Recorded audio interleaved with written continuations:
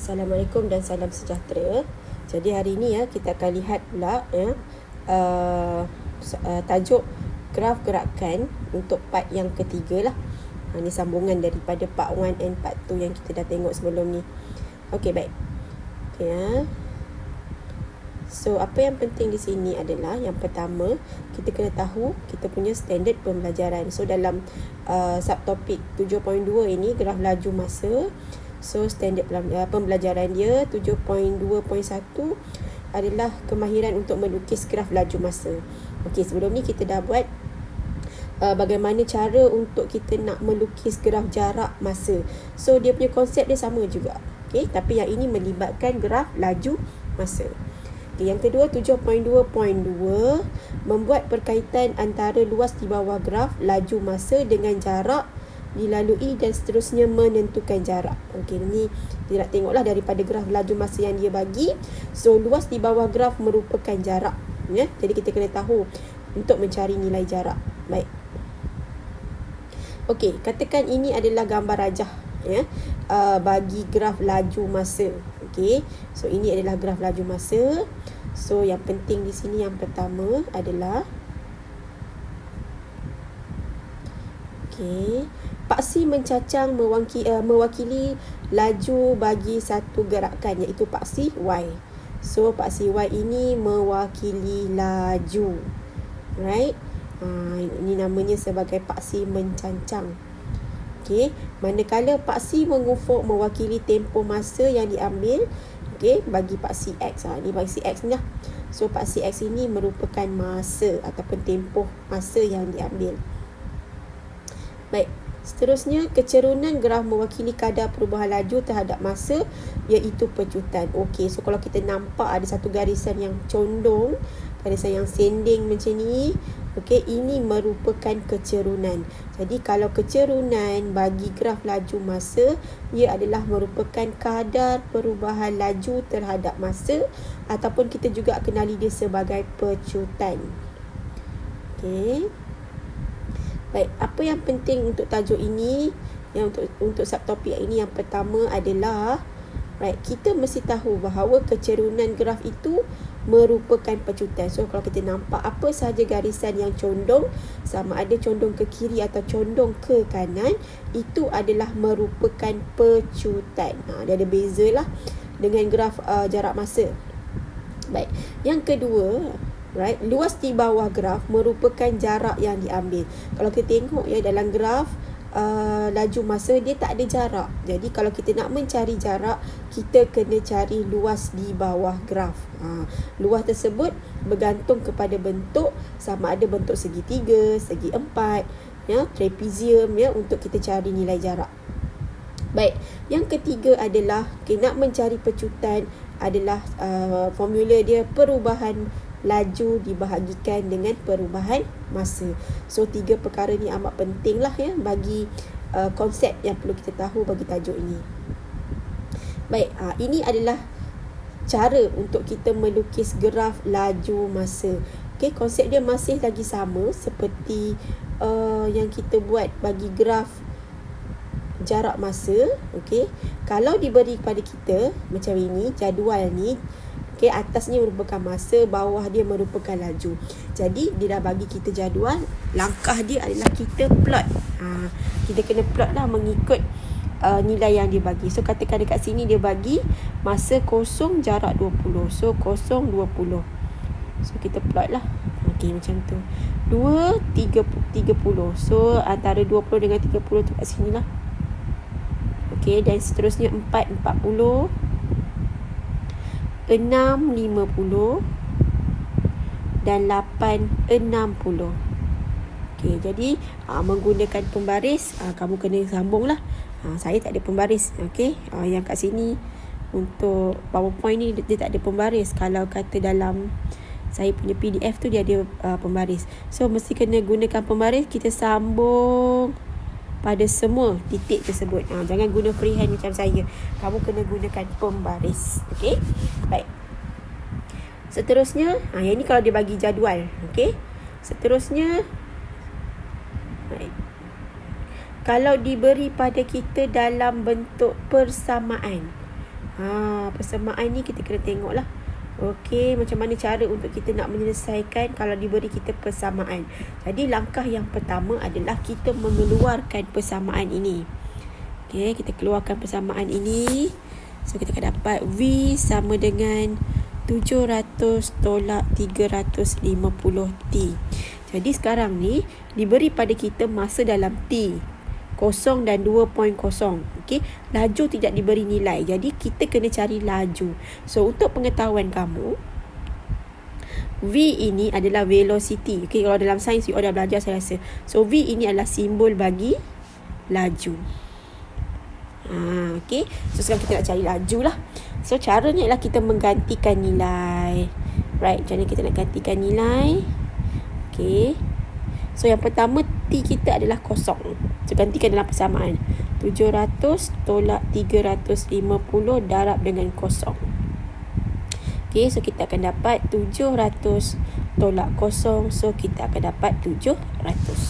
Okay, apa yang perlu kita buat di sini adalah kita kena masukkan dalam jadual nilai yang kita dah kira tadi ni.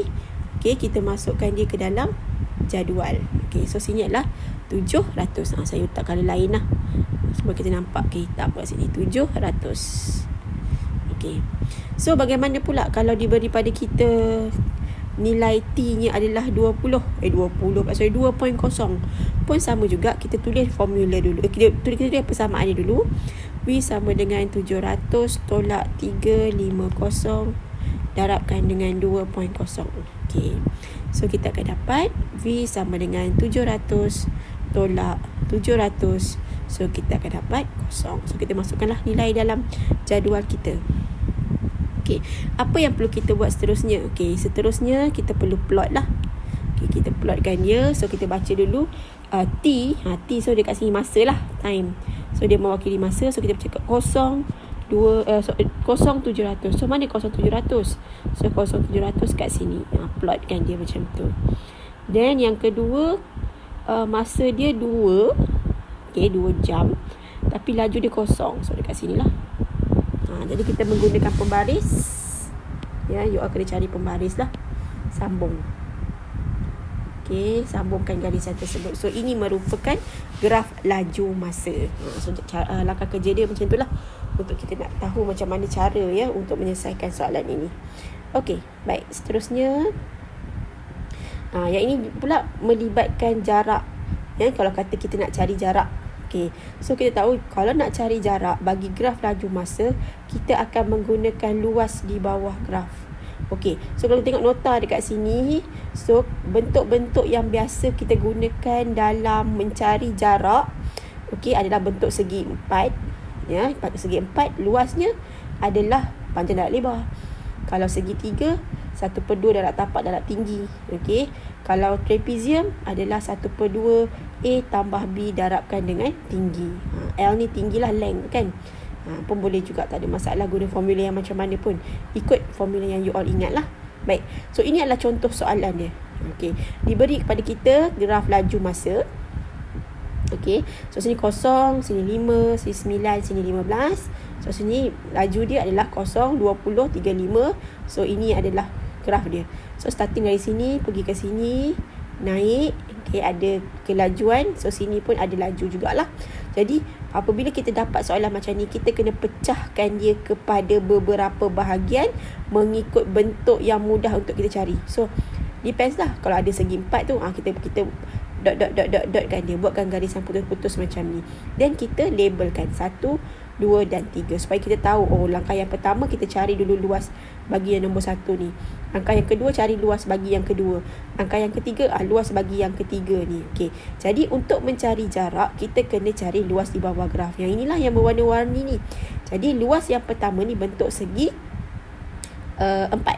Okey. So segi 4. Okey, kita cari mana dia punya panjang. So sini adalah panjang. Ya, saya tukar warna. So sini adalah panjang, sini adalah lebar. So panjang dia 20, lebar dia 5. So kita darablah 5 darab 20 ataupun 20 darab 5. Ini untuk bentuk yang pertama. Okey.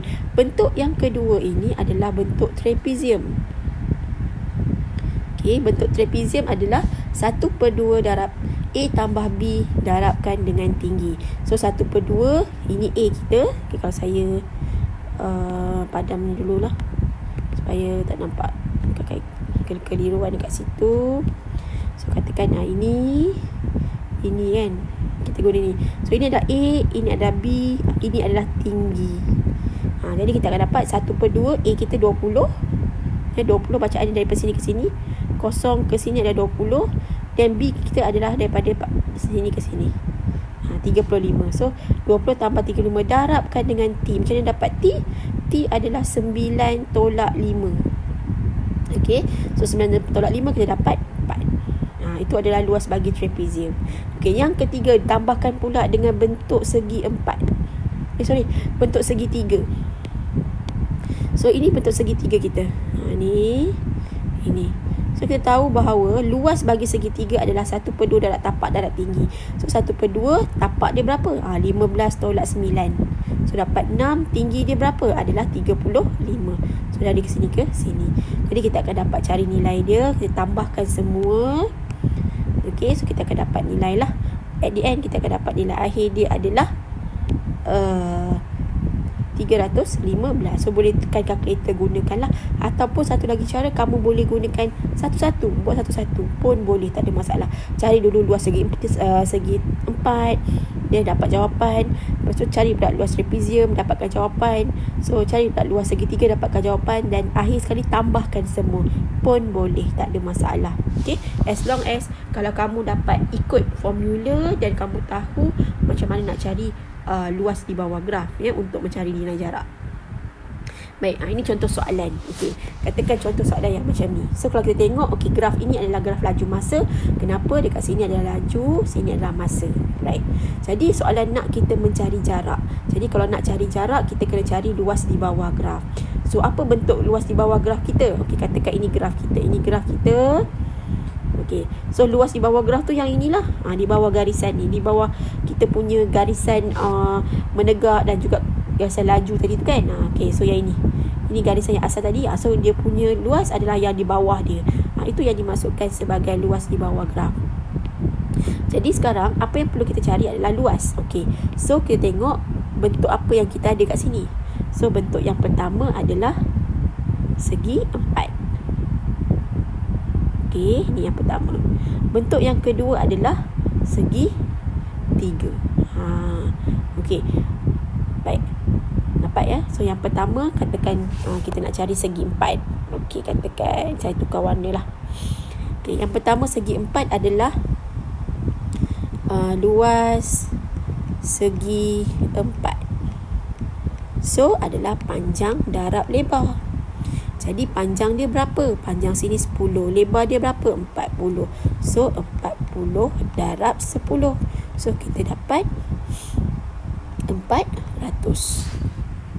Macam tu. Okey, seterusnya. Right. So kita dah tengok. Oops. Okey, kejap. Kita sekarang cari pula luas bagi segi 3. Jadi kalau nak mencari luas segi 3, ya, kita akan tengok pula formula mencari luas segi 3, iaitu luas segi 3 1/2 darab tapak darabkan dengan tinggi. Alright. So kita carilah mana dia. 1/2 tulis siap dekat situ. Okey, kemudian mana dia punya tapak? Okey, tapak dia yang ini. So tapak dia adalah 10 tolak 13 tolak 10. So kita dapat 3 darabkan dengan 3. So sini 3.